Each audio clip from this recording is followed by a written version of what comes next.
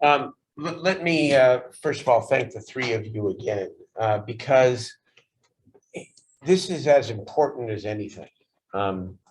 Because we're trying to show the community and prove to the community that we can lead with big hearts, help thousands of people, and at the same time do it in a way that is respectful to our neighborhoods, to our business corridors. This is not either or. I always say this in politics because I think politics in this modern era, everything's, you're either this or you're that. We can lead with a big heart. We can help thousands. We can help over 9,000 people a year. And at the same time, we can have a cleaner and a safer city. I want to again thank my colleagues before I open it up for questions, because they really led on this. This master plan is the product of dozens of community meetings. So you say, God, where do these sites come from? Does the community know about this? You better believe they know about it, because they've been involved in dozens of meetings. Thousands of people have attended. I want to thank my colleagues for leading. Tuesday is a historic moment, a potentially historic moment for the city of Sacramento. I do not know of another community that is taking one up or down vote and approving multiple sites at one time. The intent here, and I can't emphasize this enough, is that once this vote is taken and when it passes, everything after that should be self-executing. Self-executing. We are going to delegate to our expert city team the ability to prioritize the 20 sites. And by the way, there are 19 additional sites in tier 2 that could be put on the plan once the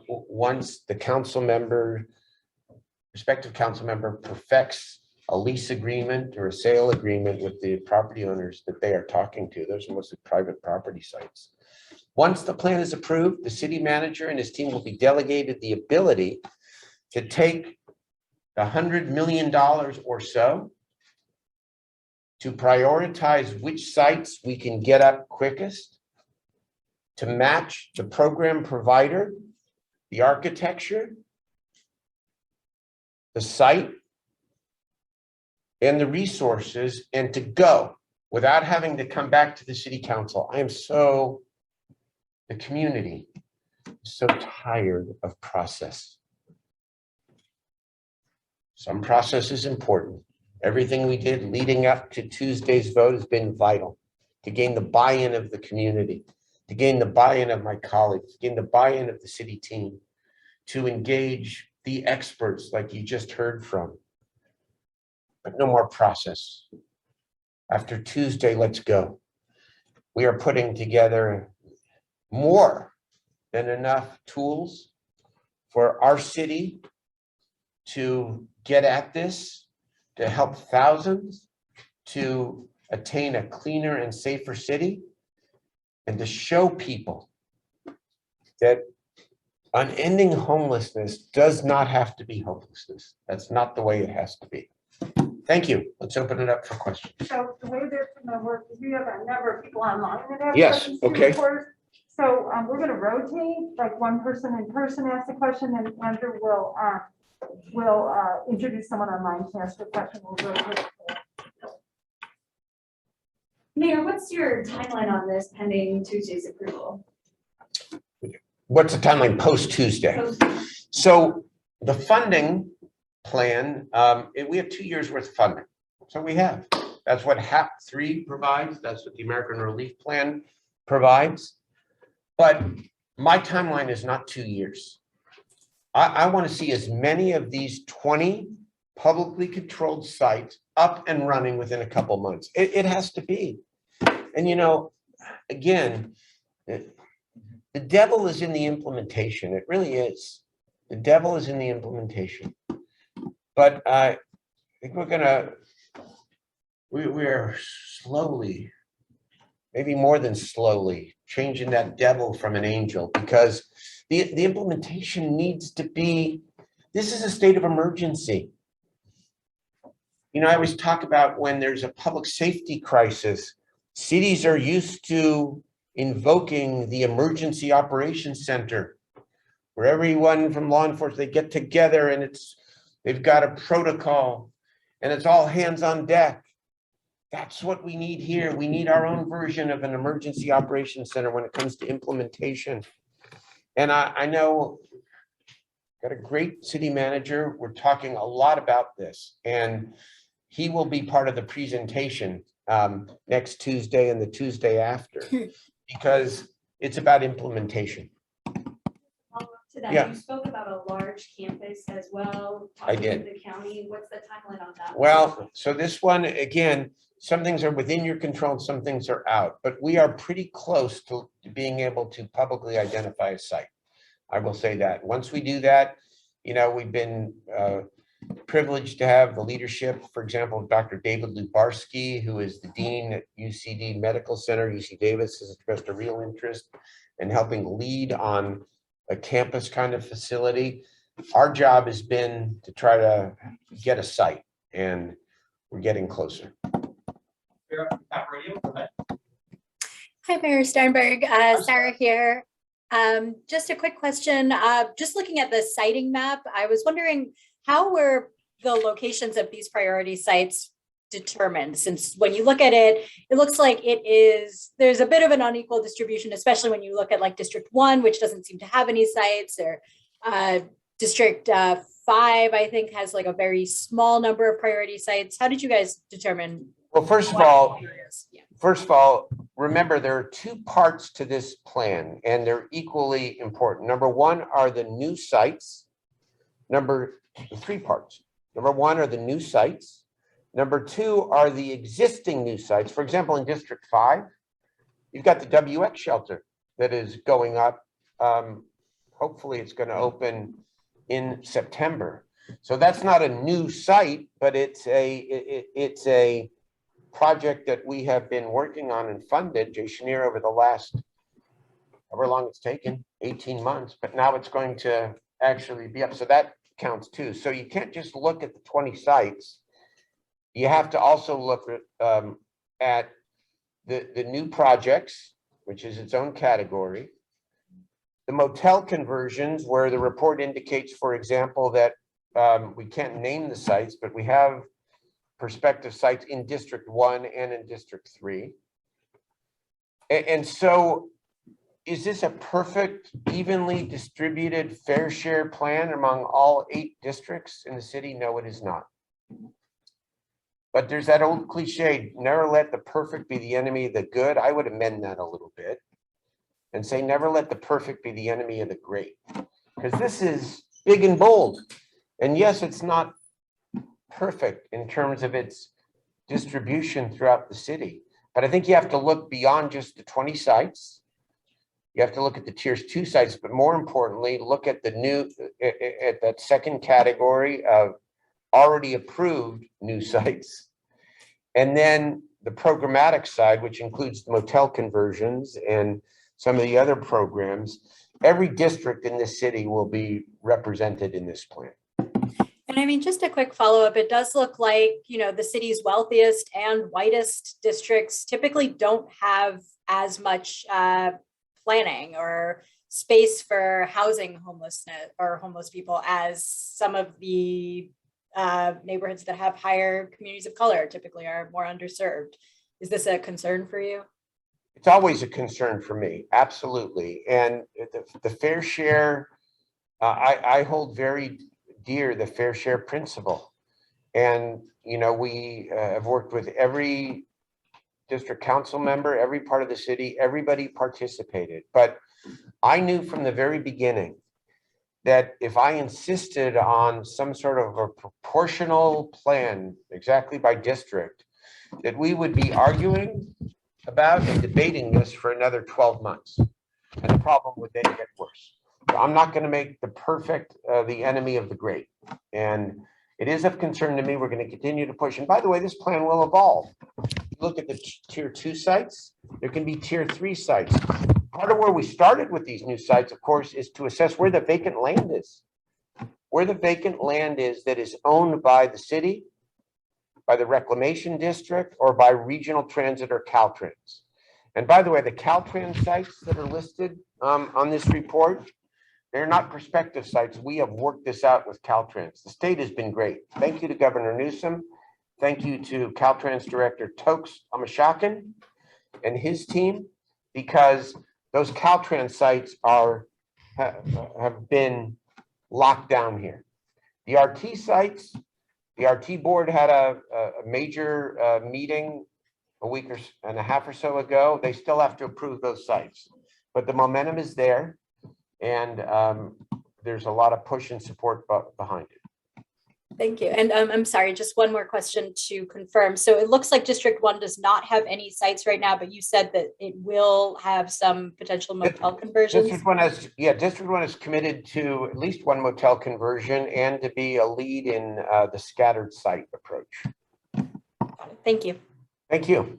Well, those of us who've talked with a lot of homeless people over the years have that they distrust government.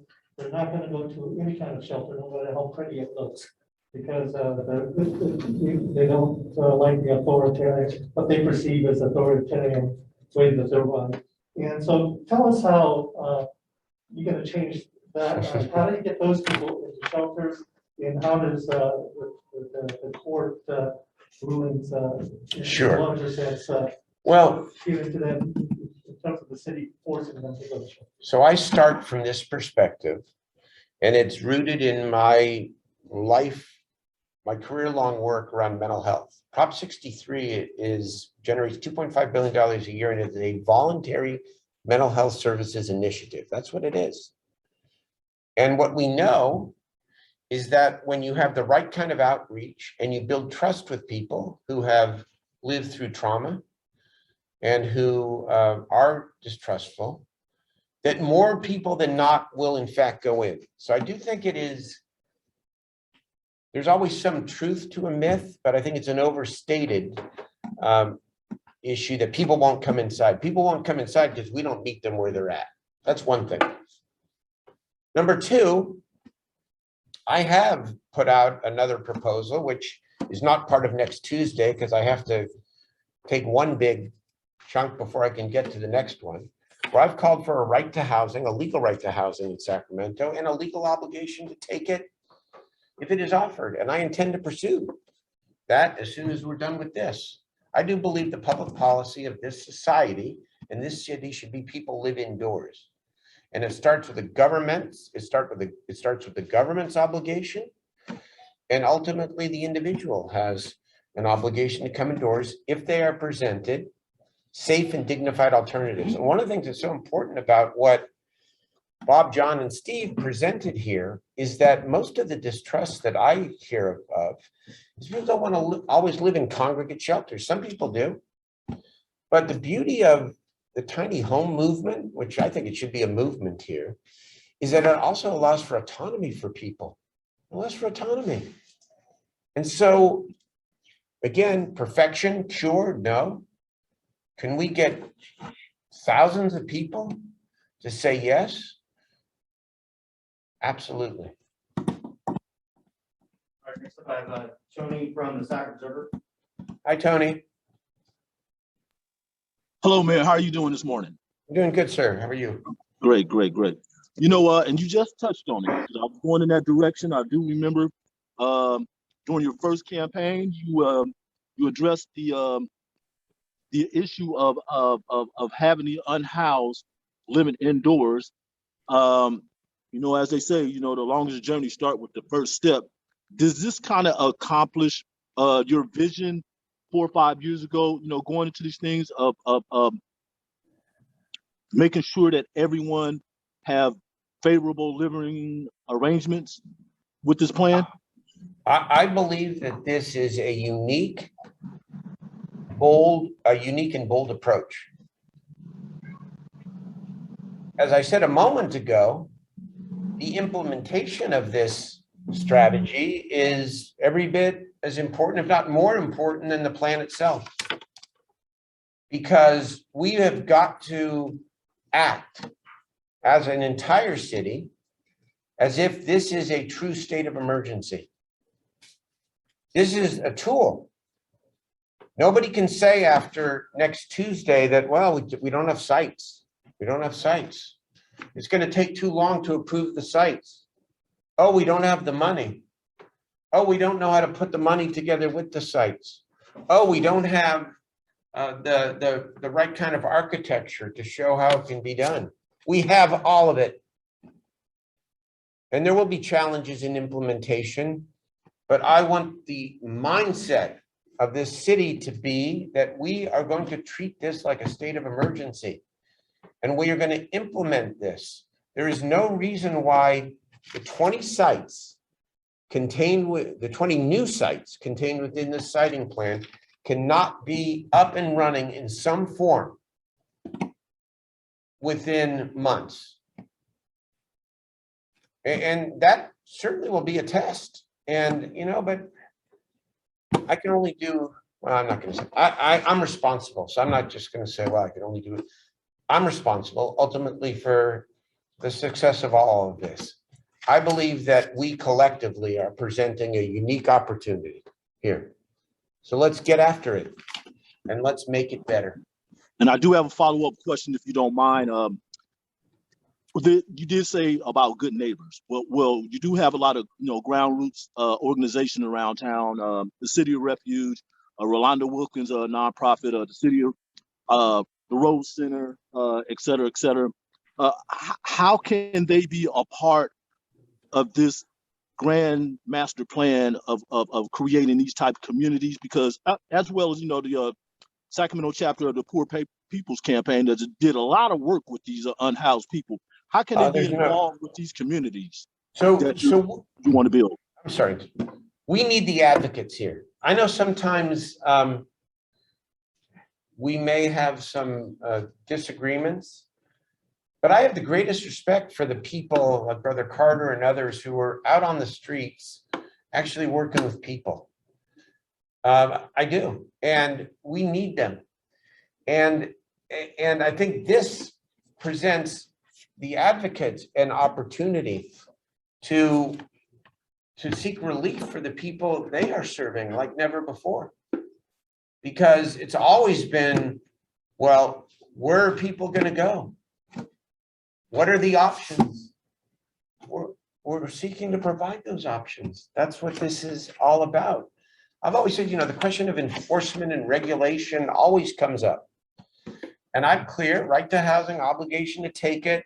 I believe that that clean and safe is not the opposite of helping people. They go together.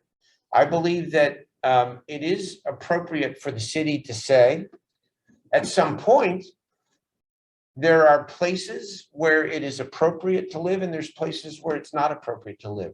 But we have not had the legal or the moral high ground to even ask that question.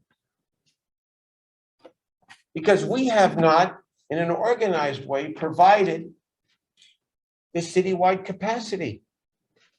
Implementation of this plan will allow us to provide capacity for almost 10,000 people. Then we can have a conversation about where it's appropriate and where it's not appropriate for people to live and or to camp. Mayor, I have two questions.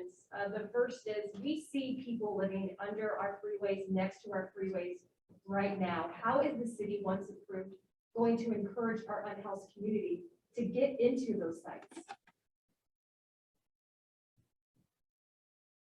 One of the important elements of implementation, in my view, is going to be consolidating all of the different outreach strategies and case management strategies that we have going on in the city.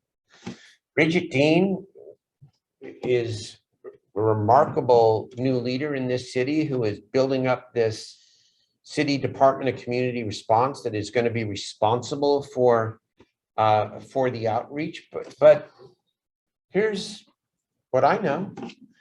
I know in talking to the Midtown Business Association that they employ 17 outreach workers, 17 outreach workers.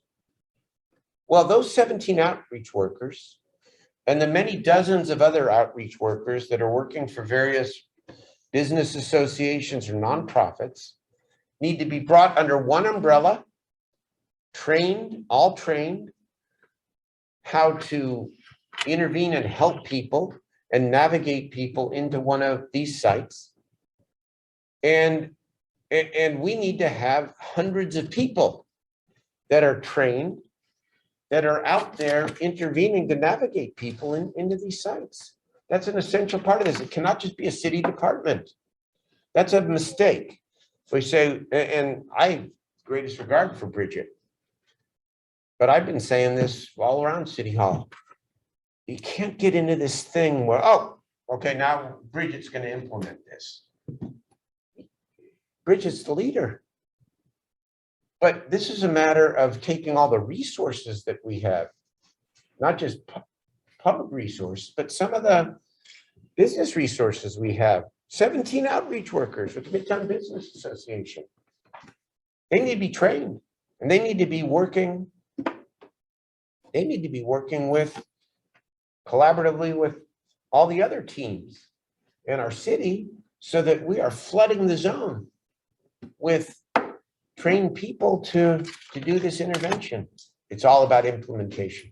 When you talk about this large campus, essentially, this would be a one-stop shop where people can get services they need for medical as well as housing. Exactly. And childcare. I automatically think of a facility in Texas and San Antonio specifically called Haven for Hope. It's a large facility that literally provides everything for the community. So Haven for Hope is one model. I know the advocates don't necessarily love Haven for Hope. They point to other models. So I don't want to point to one model, but it's the same idea.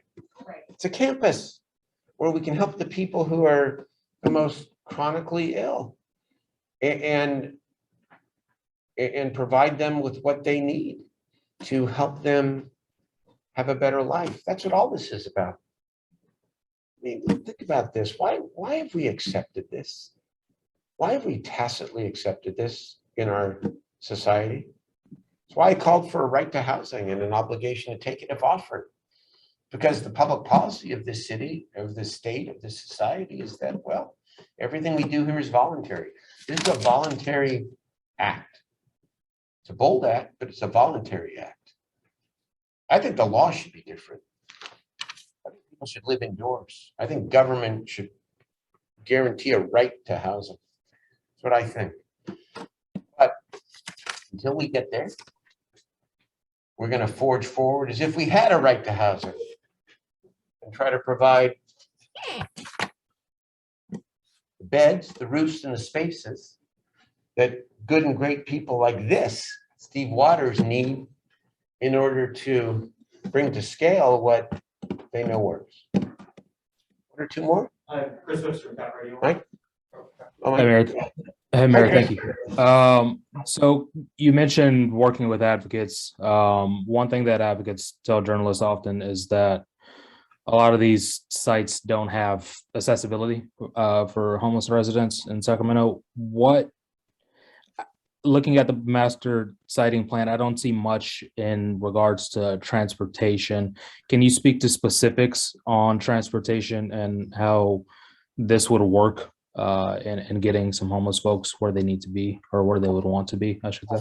I'm sorry, Chris. Yes. Well, first of all, I think one of the underlying principles here of the plan and the sites is that we're going to bring the services to the sites and to the people. This is not a, well, this is your place to sleep. Here's a bus voucher. Go figure it out. Just the opposite. This is why the relationship again with the county is so important, whereas it's, we're working really well together. But if we do the operations and we get, and we partner with them on the on the social workers, on the mental health, on the substance use piece of this, then we're bringing the services to the people. Now, and ultimately, you're right. I think we're going to need to involve regional transit, for example, in more than just, they've been great, by the way. Henry Lee, I want to thank him for putting forward and being willing to talk about a number of these RT parking lots. It's been a huge part of this. But ultimately, we're going to probably need to expand that relationship so that we're providing transportation to people who get the employment skills that they've been lacking and get a job and are able to go to work even as they're moving through the so-called continuum of care and finding a permanent place to live. But the idea here is we've got to bring these need to be triage centers. This is not just shelter. Everything has got to be triage on site. Let's say 2 more. Okay. Yeah. Hi, Mike. Have you factored in or made a plan of contingency for security, both for people with at ease, people who live in the community, but also for the homeless people who themselves are able to move around often because of victimization? I'm glad you asked that question. First of all, good neighbor policy includes security, and it'll be, site specific and program specific, but absolutely where it's appropriate and necessary, security needs to be a big part of this. But there's not a but to that. It's just the and. The victimization issue, which is just so horrific. You think about women on the street, victims of assault, sexual assault. You think about the way people are preyed on. You think about the drug trade, all of it. That's why doing this is so essential. Because if we don't take this kind of approach, the status quo means that people continue to be victimized in the most unacceptable ways. And so if you bring people into a more organized setting, whatever it is, and you saw what it should and could look like, we have a much better chance not only to provide safety and security to people who have been victimized, but also to provide them with the help and the services they need to get out of this terrible living situation. Security, yes. Thank you. Okay. I have Karma online. Mr. Mayor, thank you. Going back to the planned legislation requiring people to take the housing if it's offered, you just talked about not having a place to come from, a moral high ground to mandate that. So in terms of a timeline of seeing what exactly the details of that law would look like, do you plan to wait until the full housing plan is implemented, or how should we see that? I'm sorry. No, we're working on that. We're walking and chewing gum at the same time here. We're working on the ordinance. I've been meeting with the city attorney. I hope that we can have a draft out publicly sometime next month. That's my goal. Because I'm centered a speech on this state of Seaspan, this master plan, and on the right to housing, and I'm following through. Probably next month. And further along those lines, with regards to the housing, I know you've expressed a reluctance to see a sort of a forceful enforcement of that.